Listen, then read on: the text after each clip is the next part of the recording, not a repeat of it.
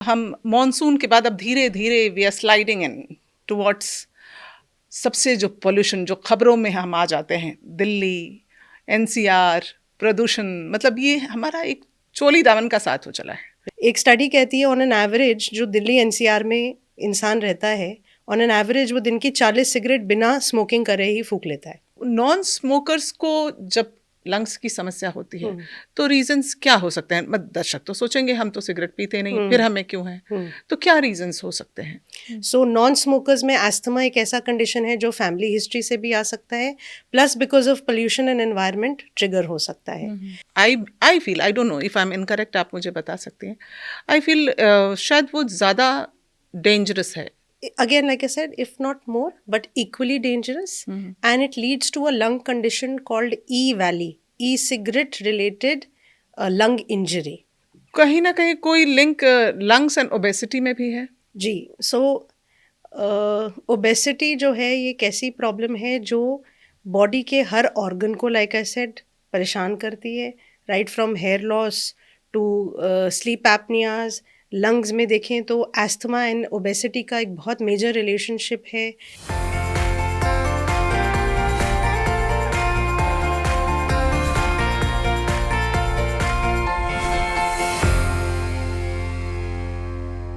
नमस्कार, आप देख रहे हैं डायलॉग्स का खास शो बिट्स एंड पीसेस। आज का एपिसोड हम सबके लिए है, इसलिए इसे एंड तक ज़रूर देखिएगा। रेलेवेंट है। हमारी सबसे अहम लेकिन अक्सर नज़रअंदाज कर दी जाने वाली बॉडी सिस्टम, हमारे फेफड़े यानी लंग्स और नींद से जुड़ी दिक्कतों पर आज का एपिसोड जानकारी से भरा होगा। दिल्ली एनसीआर में दिवाली और ठंड की आहट के साथ साथ स्मॉग और प्रदूषण भी दस्तक देने लगता है। ठंडी हवाओं में धुंध, धुआं और बढ़ता पोल्यूशन हमारी सांसों पर सीधा असर डालते हैं। ऐसे में खांसी, सांस लेने की तकलीफ और नींद से जुड़ी बीमारियां कॉमन हो जाती हैं। हमारे साथ हैं डॉक्टर पावनी चावला, जो आर्टेमिस हॉस्पिटल गुरुग्राम में कंसल्टेंट हैं। रेस्पिरेटरी मेडिसिन में इन्होंने एमडी की है और स्लीप डिसऑर्डर्स में इनकी खास एक्सपर्टीज है। तो क्यों ना फ़ायदा उठाएं, एंड तक देखें। आपका स्वागत है doctor. Thank you for having me here. बहुत अच्छा लगा आपके शो में आके। थैंक यू डॉक्टर पावनी। और ये एक ऐसा समय है जब हम मॉनसून के बाद अब धीरे धीरे we are sliding in towards सबसे जो पोल्यूशन जो खबरों में हम आ जाते हैं, दिल्ली, एनसीआर, प्रदूषण, मतलब ये हमारा एक चोली दामन का साथ हो चला है। बिल्कुल। तो बाकी दिनों में अगर हम देखें और इस दौरान जब दिवाली और ठंड की स्मॉग होती है, कितना ड्रास्टिक चेंज आता है और कितना खतरनाक हो जाता है ये? जी, जैसे जैसे दिवाली पास आने लगती है आप देखेंगे कितनी भी अवेयरनेस लोगों में हो फिर भी लोग पटाखे जलाते हैं। सड़कों पे ट्रैफिक का पॉपुलेशन बहुत ज़्यादा बढ़ जाता है। हर किसी को घर से बाहर निकलना है, किसी को गिफ्ट्स देने जाना है, तो सडनली आप देखोगे कि ट्रैफिक भी बढ़ रहा है, लोग पटाखे भी जला रहे हैं। इसकी वजह से बहुत ज़्यादा पोल्यूशन जो ऑलरेडी काफ़ी हाई है वो और बढ़ना स्टार्ट हो जाता है। एक स्टडी कहती है ऑन एन एवरेज जो दिल्ली एनसीआर में इंसान रहता है, ऑन एन एवरेज वो दिन की 40 सिगरेट बिना स्मोकिंग करे ही फूंक लेता है। ये तो बहुत खतरनाक हो जी। सकता है। जब ये पोल्यूशन के लेवल्स उसमें ऐड होते हैं, आप ऑलरेडी 40 कर रहे हैं, you can imagine the compounding effect जो पोल्यूशन बढ़ने से और भी ज़्यादा होता है। एंड इससे हमारे लंग्स काफ़ी हद तक डैमेज स्टार्टिंग हो जाती है। सो एस्थमा और सीओपीडी जैसी दो बीमारियां हैं जो इस मौसम में खासकर ट्रिगर होती हैं। मेरे एस्थमा के पेशेंट्स जो हैं उनकी तकलीफ़ें बढ़ने लगती हैं, उनकी इनहेलर रिक्वायरमेंट बढ़ने लगती है। और जो पेशेंट्स धीरे धीरे धीरे ऑलरेडी स्मोकिंग कर रहे हैं वो बहुत जल्दी एक्सेलरेट करते हैं towards developing a condition of COPD. जैसे मेरे पास डेटा है, ये कहता है कि 2015 में लंग्स के 63,700 63,700 केसेस थे एंड ये 2025 में 81,000, मतलब 10 सालों में लंग्स के केसेस बढ़े हैं और ऐसे वैसे नहीं बढ़े, बहुत तेज़ी से बढ़े हैं। सो हम इसको माने कि कोविड कहीं इसमें वजह है या मतलब ये हमारे एक this existed already and now we are aware? So ma'am Covid तो रिसेंट हुआ है, राइट? कोविड 10 साल पहले नहीं था। Covid is a 2019-2020 problem. But अगर आप उससे 5 साल पहले देखें तो पिछले 10 साल में ओवरऑल इंडिया में कितना अर्बनाइजेशन हुआ है, कितनी पॉपुलेशन ग्रोथ हुई है, साथ साथ कितने ट्रैफिक का इंक्रीज हुआ है। So all put together we get a collective effect on the lung. Secondly जो हमारे युवा हैं उनकी पॉपुलेशन भी बढ़ रही है, जो यंग है वो एडल्ट्स में जा रहे हैं, एडल्टहुड में, and we follow a lot of westernization. That means हमारा स्मोकिंग, हुक्का यूजेज, वेपिंग, ये कल्चर बहुत ज़्यादा इनकलकेट हो गया है आज के जनरेशन में। So it adds on to the trouble of air pollution, to the trouble of overcrowding, to the trouble of poor ventilation. Along with that जब हम अपनी हैबिट्स अडिक्टिव करते हैं टूवर्ड स्मोकिंग, वेपिंग एंड हुक्का, इन सब से lungs के cases definitely increase होने वाले हैं। सो ना सिर्फ एस्थमा या COPD का केसेस बढ़ेंगे, along with that we see a lot of lung cancers of late. Not only active smokers but जो पैसिवली स्मोक कर रहे हैं, जो ऑक्यूपेशनल काम कर रहे हैं, like for example coal mining या कंस्ट्रक्शन साइट पे वर्क कर रहे हैं, इन लोगों को भी बहुत ज़्यादा रेस्पिरेटरी प्रॉब्लम्स डेवलप हो रही हैं, जो धीरे धीरे 10 साल में एविडेंट हो गई हैं। फॉर्चुनेटली अवेयरनेस बढ़ रही है, थोड़ा सा एक्सेस है पेशेंट्स का टू गोइंग टू हॉस्पिटल या छोटे क्लिनिक, तो इजीली एक्सरे या टेस्ट हो जाते हैं, तो क्लैरिटी मिल जाता है कि ये रेस्पिरेटरी प्रॉब्लम है। Another problem that we face as a country is tuberculosis. It is the main problem that India still deals with, and the government बहुत एफर्ट्स कर रहा है to eliminate tuberculosis, but because the population density हमारे country की बहुत ज़्यादा है, overcrowding issues हैं, पावर्टी इशूज़ हैं, इस कारण से इस बीमारी पे कंट्रोल करना भी मुश्किल हो रहा है। सो लंग के केसेस ना सिर्फ एस्थमा या COPD या लंग कैंसर के बढ़ रहे हैं, बट ट्यूबरकुलोसिस के भी हो रहे हैं। अच्छा, अगर हम समझें सामान्य सी भाषा में, तो दर्शकों के लिए कि हम ये पढ़ते हैं कि स्मोकिंग किल्स, लेकिन हम ये भी पढ़ रहे हैं breathing also kills in Delhi NCR। Absolutely. But you can't stop your breath. You stop your breath for 10 seconds, you will understand the value of your breath. So breathing is more important. Breathing is more important. But हम जो toxic air ले रहे हैं, आपने कहा कि non smokers भी जो है वो बीमारी उनको भी हो रही है। कहीं मैं पढ़ रही थी, if I can recall it correctly, कि 30% of patients are non smokers. Absolutely. हाँ, सो नॉन स्मोकर्स को जब लंग्स की समस्या होती है तो रीजंस क्या हो सकते हैं? दर्शक तो सोचेंगे हम तो सिगरेट पीते नहीं, फिर हमें क्यों है? तो क्या रीजंस हो सकते हैं? See, कुछ तो है जेनेटिक। दैट मीन्स एस्थमा एक ऐसी बीमारी है जो फैमिलीज में रन करती है। It's at the level of genes. So this can not be completely cured. Okay, आप उसको डायग्नोज कर सकते हैं, आप उसको वेल कंट्रोल कर सकते हैं, बट लेटेस्ट मोडालिटीज़ जैसे जैसे एडवांस हो रहा है medicine, there are few medications which are available which has now started to talk about cure of asthma. We are yet to see very great results, but the trials are in process, and we are using these injectables for our patients जिनको severe form of asthma है।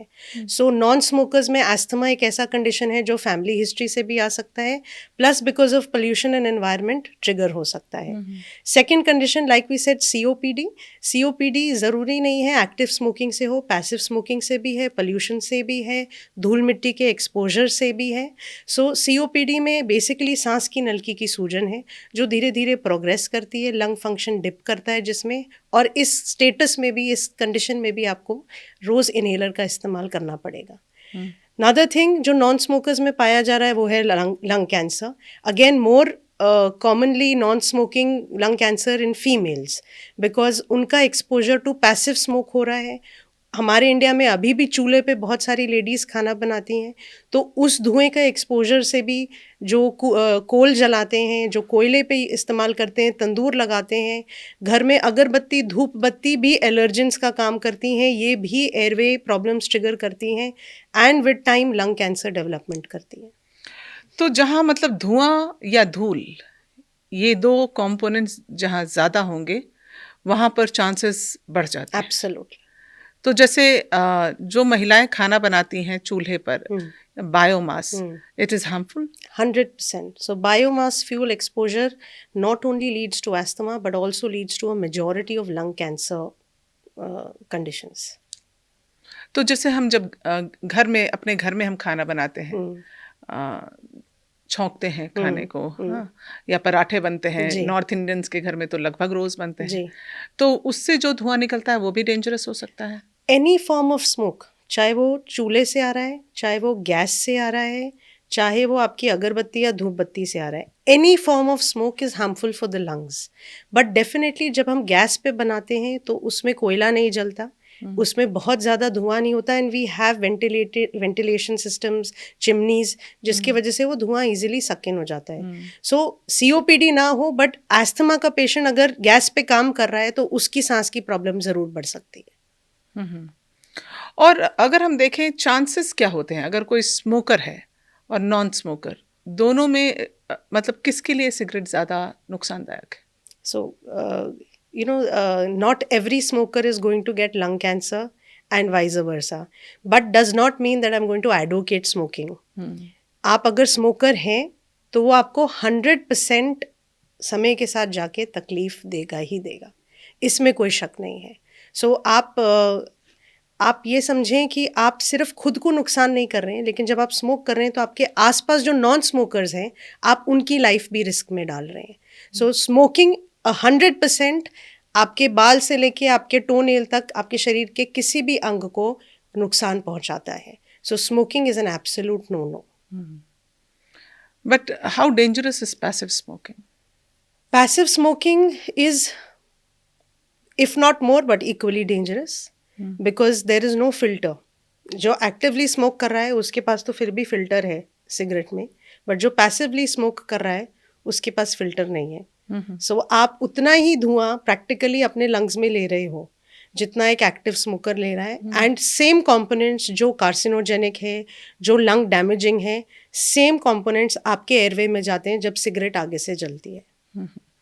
और vaping की हम बात करें, आजकल youngsters में बहुत ट्रेंड है जिसको ई सिगरेट भी शायद कहते हैं। अब ये वेपिंग और ई सिगरेट कहते हैं कि नहीं नहीं ये उतना डेंजरस नहीं है, बट कोई रिसर्च तो होगी, कुछ तो होगा कि ये भी खतरनाक है। So vaping is again as dangerous as smoking. Of course उसमें उतने सारे कंपोनेंट्स नहीं हैं जो सिगरेट में हैं, बट उसमें वो सब है जो सिगरेट के हजार्डस कंपोनेंट्स हैं। सो एक सिगरेट में 700 केमिकल्स होते हैं जिसमें से 70 साइंटिफिकली प्रूवन कार्सिनोजेनिक है, वेरएज एक वेप में उससे रिलेटिवली कम होंगे, बट वो बाकी 70 सारी चीज़ें हैं जो आपके लंग्स को डैमेज करती हैं। वेपिंग आपकी लाइफ ईजी करती है। एक सिगरेट स्मोक करने वाले को मेहनत करनी है, सिगरेट खरीदनी है, माचिस खरीदनी है, बाहर जाना है, स्पेस ढूंढना है, सिगरेट जलाना है, समय लेना है स्मोकिंग करने के लिए। वेरएज जब आप वेप करना स्टार्ट करते हैं तो it is like having a pain in your pocket. आप कभी भी निकालें, आप कभी भी स्मोक करें, उसमें ज़्यादा स्मेल भी नहीं आती, ज़्यादा एफर्ट भी नहीं लगता।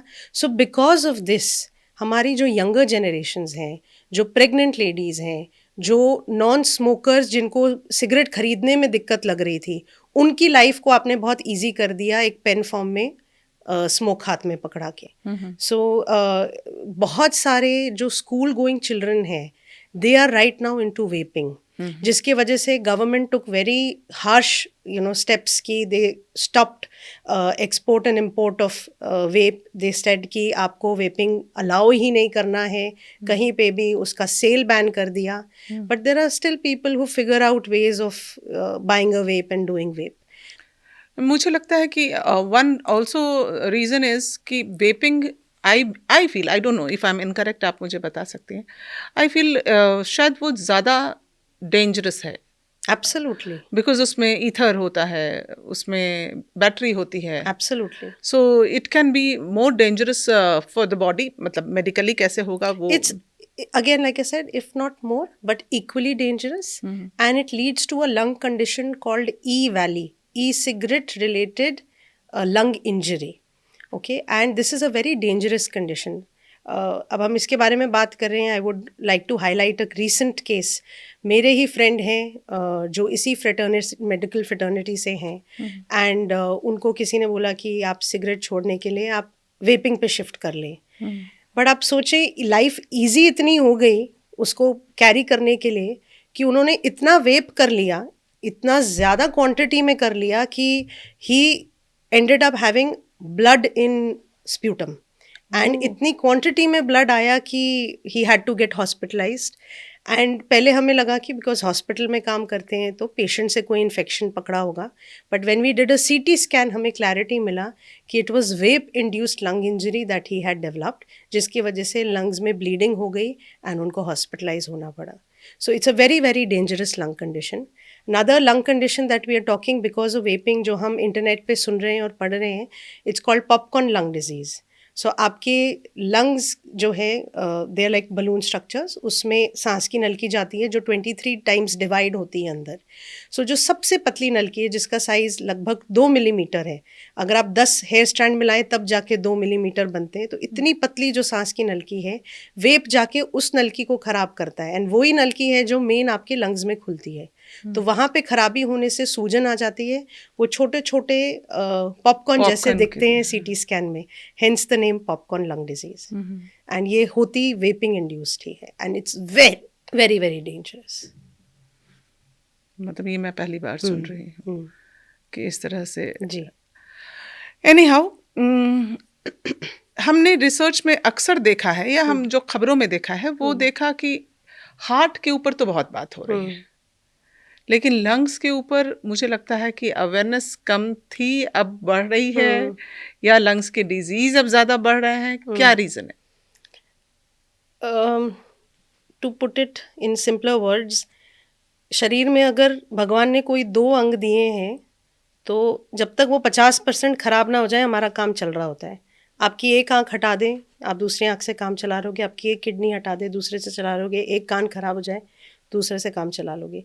वैसे ही लंग्स हैं, जब तक दोनों मिलके 50% या उससे कम की फंक्शनिंग पे ना आ जाए तब तक आप रियलाइज़ भी नहीं करते कि आपको सांस की तकलीफ हो रही है, which is a fact. Where heart एक ऐसा ऑर्गन है कि जहाँ पे 50% खराब होना शुरू हो जाएगा, उससे पहले ही आपको सिम्टम्स आने शुरू हो जाएंगे.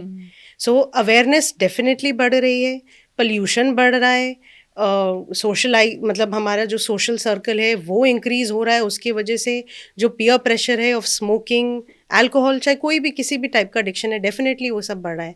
हेंस हमारे रेस्पिरेटरी केसेस भी बढ़ रहे हैं. And with like I said urbanization, modernization, जो हमारा डाइट है वो हमें और मोटापे की तरफ लेके जाता है, जिसकी वजह से lung condition and sleep disorders जैसे स्लीप एपनिया वगैरह बढ़ रहे हैं. सो ये सारी चीज़ें हमें थोड़ा अब अवेयरनेस आने लगी है कि हम अपने लंग्स को भी उतना ही तवज्जो दें जितना हम हार्ट को देते हैं. तो ये जो जैसे हमने टॉपिक की शुरुआत की कि दिवाली या स्मॉग, ये ठंड के टाइम क्या करें लोग?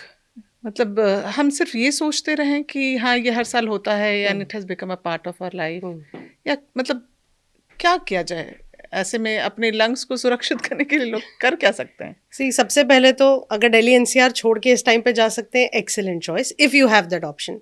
जिन लोगों के पास ये ऑप्शन नहीं है, मेरे जैसे लोग जो एपोकैलिप्स तक भी काम करेंगे, सो उन केसेस में मास्क का इस्तेमाल करना बहुत ज़रूरी है.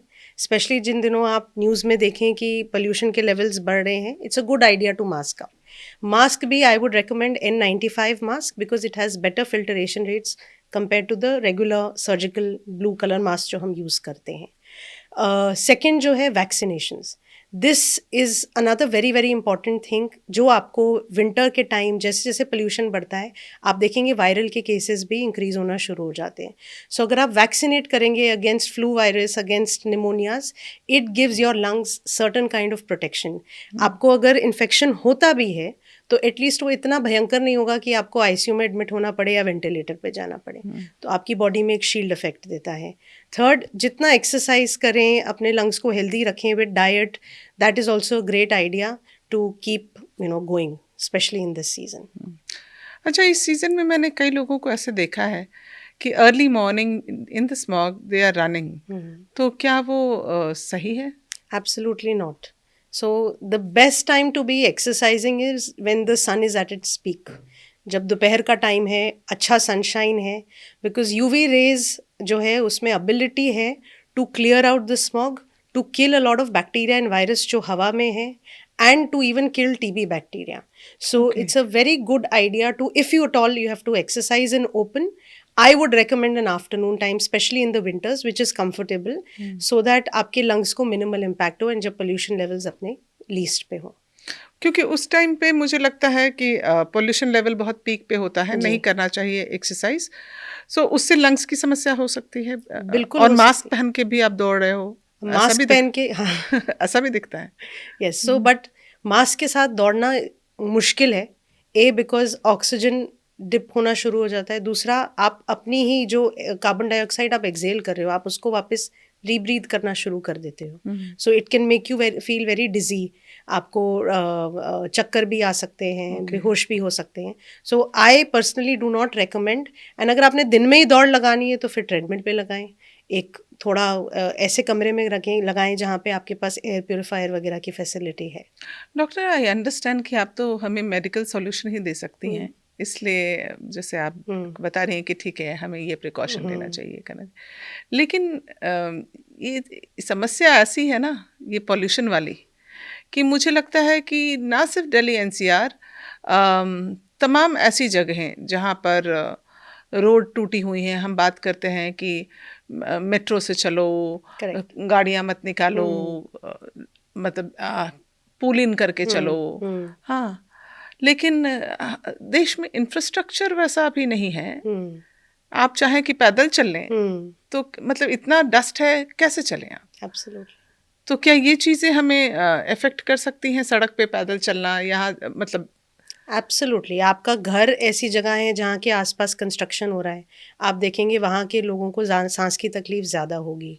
आप सड़क पे पैदल चलेंगे, जिन लोगों को ज़्यादा ट्रैवल करना है, और मास्क अप नहीं करेंगे तो भी आपकी सांस की तकलीफ बढ़ेगी। फिर आजकल हम बिल्डिंग्स में रहते हैं जिसमें छोटे छोटे छज्जे बने हैं, इंसान से ज़्यादा कबूतर दिखेंगे आपको वहाँ पे। तो उसकी वजह से लंग कंडीशंस प्रेसिपिटेट होती हैं, जिसको हम हाइपर सेंसिटिविटी न्यूमोनाइटिस कहते हैं। सो आपके पास कोई एक चीज़ को पॉइंट आउट करके कि इसी चीज़ से तकलीफ है, नहीं है। यू आर वेरी राइट कि सिर्फ पोल्यूशन ही नहीं है, आपके पास बहुत सारी चीज़ें हैं जो अर्बनाइजेशन के कारण हो रही हैं, जो आपके लंग्स को अफेक्ट कर रही हैं। तो हाइपर सेंसिटिविटी न्यूमोनाइटिस जो आप जी बता रही हैं, ये कबूतरों से होता है, जी उनके ड्रॉपिंग से होता जी। है। And you feel that people are aware और नॉट अवेयर, मतलब क्या है? So people are definitely not aware. मैं खुद एक कंडोमियम में रहती हूँ और मैं अभी भी देखती हूँ कि लोग कबूतरों को दाना डालते हैं। I have great respect for nature, but one thing we have to understand is कि जितना ये पिजन्स ब्रीड करते हैं, उनकी ड्रॉपिंग्स हुएंगी, उनकी ड्रॉपिंग्स में ऑर्गेनिक डस्ट है जो हम इनहेल करते हैं, because these are spore forms, तो हमें नेकेड आई से नहीं दिखता। ओवर द टाइम जितना आप एक्सपोजर लेते जाएंगे, आपके लंग्स डैमेज होते जाएंगे एंड ये कंडीशन डेवलप हो जाएगी जिसको हम हाइपरसेंसिटिविटी न्यूमोनाइटिस कहते हैं।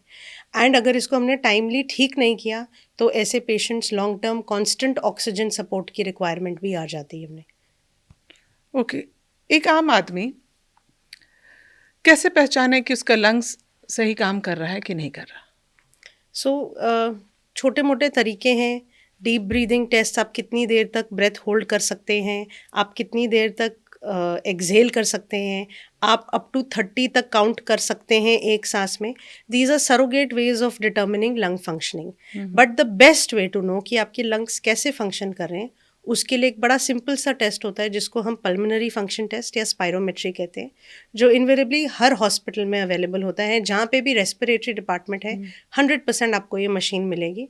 इसमें कोई रेडिएशन एक्सपोजर नहीं है, आपको सिर्फ एक मशीन में फूंकना है एंड मशीन आपको तुरंत रिपोर्ट दे देगी कि आपके लंग्स कितने % काम कर रहे हैं।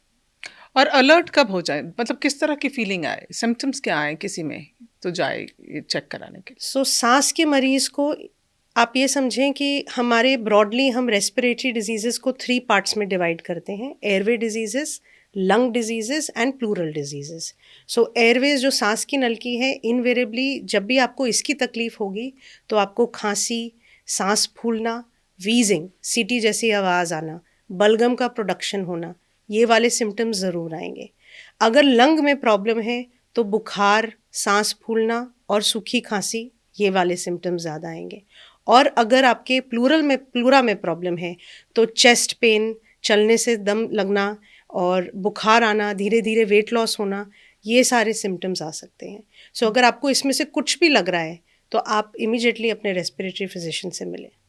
आपने भी थोड़ी देर पहले कहा था कि अर्बनाइजेशन में के साथ ये चीज़ें हो रही हैं, जैसे पीजन वाली समस्या भी है। जी। प्रॉब्लम ज़्यादा कहाँ है, अर्बन एरियाज़ में या रूरल एरियाज़ में? डेफिनेटली अर्बन एरियाज़ में, बट अनफॉर्चुनेटली रूरल एरियाज़ में हमारे पास अभी भी इतने हॉस्पिटल्स, डॉक्टर्स, इतने एडवांस्ड इन्वेस्टिगेशंस की अवेलेबिलिटी नहीं है टू करेक्टली टेल यू कि रूरल एरियाज़ में प्रॉब्लम हो रही है कि नहीं। रूरल एरियाज़ में, क्योंकि मैं हरियाणा में प्रैक्टिस करती हूँ, तो रूरल एरियाज़ की जो मेजर प्रॉब्लम है वो है सीओपीडी। क्योंकि आज भी यहाँ पे सारे जो ताऊ हैं हुक्का पीते हैं, आज भी लेडीज़ चूल्हे पे खाना बनाती हैं। सो रूरल एरियाज़ को देखेंगे तो सीओपीडी एक बहुत मेजर बर्डन है, वेरएज़ हम अर्बन एरियाज़ को देखेंगे तो यहाँ पे asthma, COPD and lung cancer ये इक्वली प्रेवलेंट है। जैसे केसेस जब आपके पास आते होंगे तो क्या आपने देखा है कि जैसे अब गर्ल्स आर ओपनली स्मोकिंग, पहले ये कल्चर कम था, तो लेडीज के केसेस बढ़ रहे हैं, वुमेन हैव मोर, मतलब the numbers has gone up? Absolutely. So, being a woman, you and I, we both will understand कि हम लोगों को भगवान ने थोड़ा रेजिलियंट भी बनाया है एंड थोड़ा इग्नोरेंट भी बनाया है। हमारी बचपन से ही ट्रेनिंग होती है कि बाकी सब चीज़ों पे ध्यान दो, ठीक हो जाएगा, इग्नोर करो, एंड फिर हम नेचुरली भी एज पेरेंट्स भी बन जाते हैं, मदर्स भी बन जाते हैं, हम ये रियलाइज करने लगते हैं कि हमारे आसपास सब कुछ ज़्यादा इंपॉर्टेंट है अपनी हेल्थ के अलावा। सो लेडीज़ में जो हमें कॉमनली देखने को मिलता है वो है asthma, there are more prevalent in females. Then connective tissue disorders जिसकी वजह से लंग खराब होते हैं। For example arthritis is one condition जो फीमेल्स में ज़्यादा मिलती है। आपने देखा होगा लोगों के हाथ पैर टेढ़े हो जाते हैं या उनके डिफॉर्मिटीज़ हो जाती हैं। Invariably ladies joint pains complain करती हैं। तो rheumatoid arthritis and lot of connective tissue disorders ये फीमेल प्रेडोमिनेंट कंडीशन है, और ये सिर्फ जॉइंट्स तक सीमित नहीं रहती, because these are systemic disorders, ये इन्फ्लेमेटरी डिसऑर्डर्स है, ये आपके लंग्स को भी खराब करते हैं। So rheumatoid lung is another condition that we see a lot in our OPDs, only because arthritis timely treat नहीं किया, लेडीज़ ने अपने घुटनों का दर्द रूटीन समझ के इग्नोर कर दिया, एंड धीरे धीरे जब वो बढ़ते जाता है तो वो लंग खराब करना शुरू कर देता है। मतलब arthritis can cause lung damage. Does it, मतलब कैसे? So like I said, it's a systemic disorder, inflammatory disorder है, आपका शरीर खुद को ही डैमेज कर रहा है, it's an auto immune condition. So usually क्या होता है, इन्फेक्शन बाहर से आता है, आपको इन्फेक्ट करता है, आपका कोई फलाना ऑर्गन डैमेज करता है, आप एंटीबायोटिक खाते हैं, आप ठीक हो जाते हैं। Where as autoimmune conditions जैसे आर्थराइटिस है, एसएलई है, ये सारे कंडीशंस आपकी बॉडी खुद को गिफ्ट कर रही होती है, आपकी बॉडी खुद से ही फाइट कर रही होती है, अपने ही ऑर्गन्स को फॉरेन मान के उसको डैमेज करना शुरू करती है। तो वो start usually joint pain, rashes, इन सब से होता है, एंड अगर आप उसको इग्नोर कर देंगे वो धीरे धीरे फ्लेयर अप होता जाएगा और वो लंग को इन्वॉल्व करेगा। रूमेटॉइड आर्थराइटिस एक ऐसी कंडीशन है जो लंग के हर पार्ट को, हर एक अंग लंग को इन्वॉल्व कर सकती है, right from the airway to the lung parenchyma to the pleura. आप लंग के किसी भी स्ट्रक्चर को देखेंगे, रूमेटॉइड आर्थराइटिस एक ऐसी बीमारी है जो लंग को भी खराब करती है। लंग्स जो हम ये खराब हवा जो ब्रीथ करते हैं, ये हमारे लंग्स को ही खराब करती है, बॉडी के और भी पार्ट्स को भी कर सकती है? सो आपकी बॉडी में कुछ भी एंटर होता है वो या वो आपके मुंह से या नाक से होता है। स्किन एक ऐसा बैरियर भगवान ने दिया है जो आपको नेचुरल प्रोटेक्शन देता है। अनटिल अनलेस आपकी स्किन में कोई ब्रीच नहीं है, कोई कट नहीं है, it is very difficult for an organism to enter the body. But जब आप खराब प्रदूषण हवा इनहेल कर रहे हैं तो आप उसके साथ साथ बैक्टीरिया एंड वायरस भी इनहेल कर रहे हैं, जो आपके लंग्स के साथ पूरे और ऑर्गन्स में भी जाएगा। सो जैसे जैसे आपकी लंग हेल्थ डेट्यूरेट होगी, आपके बाकी ऑर्गन्स की भी हेल्थ डेट्यूरेट होती है। और ब्रोंकाइटिस क्या है? How different it is from asthma? So to make it sound very pleasant to our patients, doctors ने सोचा कि एस्थमा ना बोलो, मरीज डर जाएगा, एलर्जिक ब्रोंकाइटिस बोलते हैं। Okay, so allergic bronchitis and asthma is the same. Basically एक एलर्जन के एक्सपोजर से हो रहा है, किसी एक पर्टिकुलर पदार्थ जिसको आपने सूंघा, जिसकी वजह से आपके एयरवे में सूजन आई, आपके एयरवे में प्रॉब्लम हुई, तो उसको हम एलर्जिक ब्रोंकाइटिस या एस्थमा का नाम देते हैं। दूसरा फॉर्म ऑफ ब्रोंकाइटिस जो हम देखते हैं, एक acute bronchitis, could be viral induced, could be bacterial induced, जो आप इनवेरिएबली थोड़ी बहुत दवाई लेके ठीक कर सकते हैं। क्रॉनिक ब्रोंकाइटिस एक ऐसी कंडीशन है जहाँ पे एयरवे में इन्फ्लेमेशन होती है, इट इज़ अ सब type of COPD. So basically by definition अगर आप देखें तो अगर आपको 1 साल में 3 महीने से ज़्यादा बलगम वाली खांसी हो और ऐसे 2 साल लगातार रहे तो उसको हम क्रॉनिक ब्रोंकाइटिस लेबल करते हैं और उसको भी COPD जैसा ट्रीट करते हैं। लंग्स के लिए एक ये भी कहा जाता है कि जब हम उसकी ट्रीटमेंट के लिए जाते हैं या किसी भी ऐसे एक्सपर्ट से मिलते हैं, वो हमें कहते हैं कि नहीं, आपका पोस्चर भी सही होना चाहिए। तो अगर हम खराब पोस्चर में बैठे हों तो भी हमारा लंग इफेक्ट होता है? Not really, but lung, like I said, it's a small balloon-like structure. जब आप सांस छोड़ते हैं तो फुस हो जाता है, जब आप सांस लेते हैं तो बढ़ता है। अगर आप रॉन्ग पोस्चर में बैठेंगे तो आप लंग की मूवमेंट रिस्ट्रिक्ट कर देंगे, जिसकी वजह से हाइपोवेंटिलेशन जैसी प्रॉब्लम्स स्टार्ट हो जाती हैं, बट वो टेम्पररी है। The moment you start taking deep breaths it can get reverted. कहीं ना कहीं कोई लिंक लंग्स एंड ओबेसिटी में भी है? जी, सो ओबेसिटी जो है ये एक ऐसी प्रॉब्लम है जो बॉडी के हर ऑर्गन को, लाइक आई सेड, परेशान करती है, right from hair loss to sleep apneas. Lungs में देखें तो एस्थमा एंड ओबेसिटी का एक बहुत मेजर रिलेशनशिप है।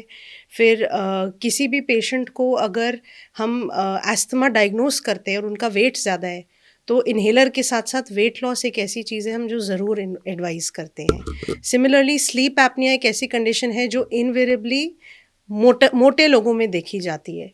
सो ऑब्स्ट्रक्टिव स्लीप एपनियाज बिकॉज ऑफ मोटापा, जो हमारी चर्बी गले पे जमती है, चेस्ट में जमती है या पेट पे जमती है, जब हम रात को सोते हैं तो we are not against the gravity, because of which आपके लंग्स को प्रेशर पड़ता है, आपकी सांस की नलकी पे प्रेशर पड़ता है, क्योंकि आप सो रहे होते हैं, ये मसल्स रिलैक्स्ड होते हैं, तो सांस की नलकी पे प्रेशर आना स्टार्ट हो जाता है, एयरवे छोटा होना शुरू हो जाता है, जिसकी वजह से सांस की तकलीफ बननी शुरू हो जाती है। सो आप स्नोरिंग स्टार्ट हो जाएगी, बार बार आपको फ्रीक्वेंटली पोजीशन चेंज करना पड़ेगा, तो आपको स्लीप एपनिया जैसी प्रॉब्लम्स ओबेसिटी की वजह से डेवलप। ये स्लीप एपनिया जैसे वर्ड पहले नहीं एग्जिस्ट करते थे, अब शायद people have started to understand कि ऐसी भी एक समस्या है, जिसको अक्सर लोग सोचते हैं खर्राटा ले रहा है तो ले रहा है जी। हाँ, मतलब इसको कोई ये मेडिकल वो नहीं है, प्रॉब्लम नहीं है, बट ये मेडिकल प्रॉब्लम हो सकती है। स्लीप एपनिया के बारे में मैं चाहूँगी थोड़ा आप उसको डिस्क्राइब करें, what exactly it is. So sleep apnoea is a very prevalent disease in the US। आप US में देखेंगे उनका डाइट, उनका बॉडी स्ट्रक्चर, हेफ्टी, बड़े, है ना, वो वैसे लोग हैं। तो स्लीप एपनिया जो है वो US, ऑस्ट्रेलिया, इन जगहों पे बहुत कॉमन है। धीरे धीरे इंडिया में भी इसका जो इसके पेशेंट्स हैं वो बढ़ रहे हैं in quantity. Sleep apnoea broadly is divided into two categories: central sleep apneas and obstructive sleep apneas.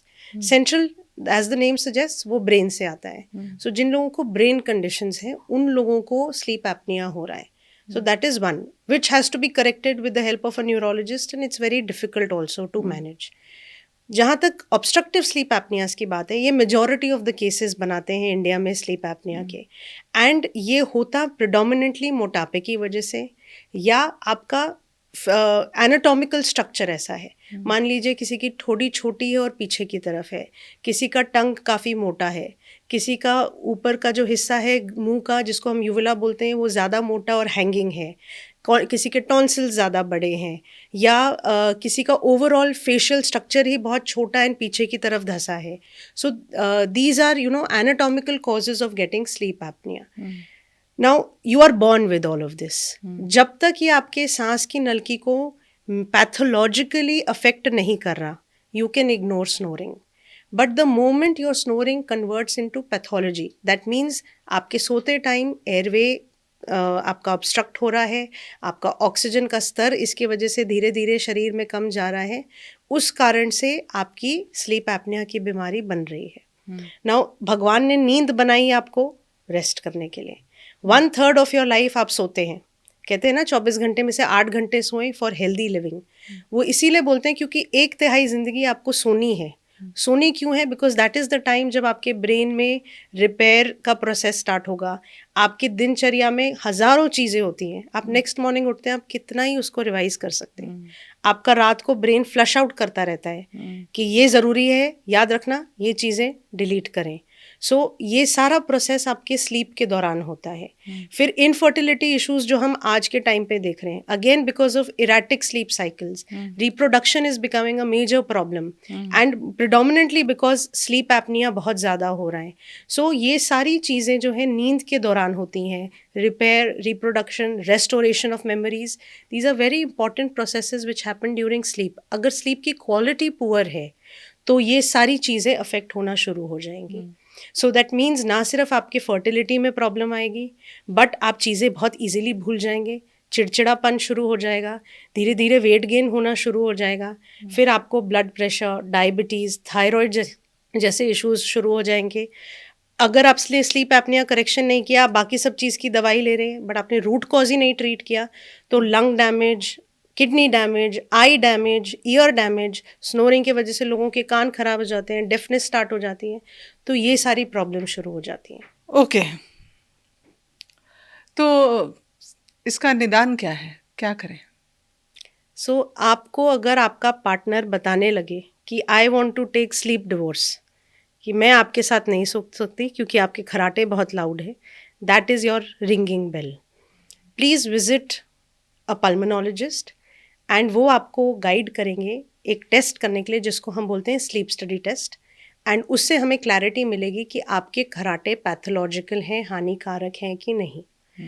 So along with that हम आपसे कुछ सवाल पूछते हैं, जो एक क्वेश्चनेयर भरते हैं, उससे भी हमें पता चल जाता है probability of you having sleep apnea. But the best way to determine आपको स्लीप एपनिया है कि नहीं is by doing a sleep study. ये तो स्लीप की बात हुई। Is there anything call, doctor मान लिया कि किसी ने स्मोक कर लिया या मतलब बहुत पॉल्यूटेड एरिया में रहता हो, कंस्ट्रक्शन बहुत चल रहा हो और लंग्स इफेक्ट हो गए हो, तो is there any way to detox the lung? So, lung detox is essentially only by diet, by taking antioxidants, by exercising. आपके लंग्स अगर डैमेज हो गए हैं, if they have gone into a stage जहाँ पे लंग में fibrosis set इन हो गया है एंड आपको धीरे धीरे अब ऑक्सीजन की रिक्वायरमेंट आ गई है। सो आज भी हमारे देश में टैबू है कि हम ऑक्सीजन सपोर्ट नहीं लेंगे, हमें शर्म आती है, या हमारे पास इतनी सुविधा नहीं है कि हम एक ऑक्सीजन कॉन्सेंट्रेटर लेके घर में बैठ सकें। सो ये सारी चीज़ें जो है और भी ज़्यादा ऑक्सीडेटिव स्ट्रेस क्रिएट करती हैं बॉडी में। The best way to detox your lungs is exercise and diet, but besides that medically अगर आपको ज़रूरत है तो वो सब चीज़ें करें जो आपके डॉक्टर आपको बोलते हैं, that will also help in detoxing the lung.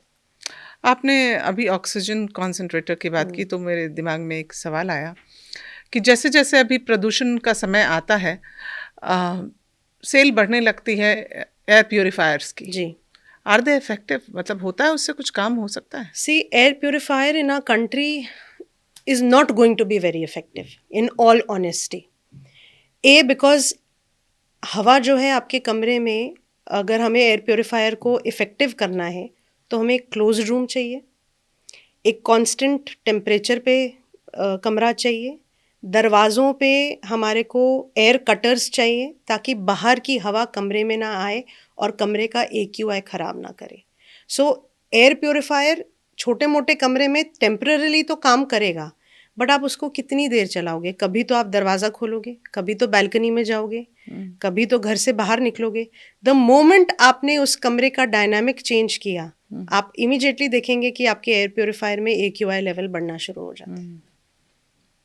ये तो संभव नहीं है कि मतलब हर कोई हर समय अपने आप को एयर प्योरीफायर के साथ जी, रख सके, एब्सोल्युटली, वो संभव नहीं है। एब्सोल्युटली, बट कुछ तो इसका अच्छा असर होता होगा कि चलिए आप सो रहे हैं तो वो 8 घंटे। एब्सोल्युटली, बिल्कुल। लाइक आई सेड, रात के टाइम पे आपका बंद कमरा है, आपने कांस्टेंट टेम्परेचर AC का लगाया है या आप फैन भी चला रहे हैं और कमरा आपका सील्ड है, तो फिर वो आपके कमरे का AQI एक लेवल पे मेंटेन करेगा। Thank you so much doctor बातचीत करने के लिए, और मुझे लगता है कि काफ़ी सारे सवाल जो दर्शकों के थे मैं पूछ पाई हूँ, और जो नहीं पूछ पाई हूँ वो आप कमेंट बॉक्स में जाकर ज़रूर पूछिए। मुझे लगता है कि डॉक्टर पावनी इसका ज़रूर जवाब देंगी। Thank you 100%। So much, thank you so much. Thank you ma'am, thank you so much.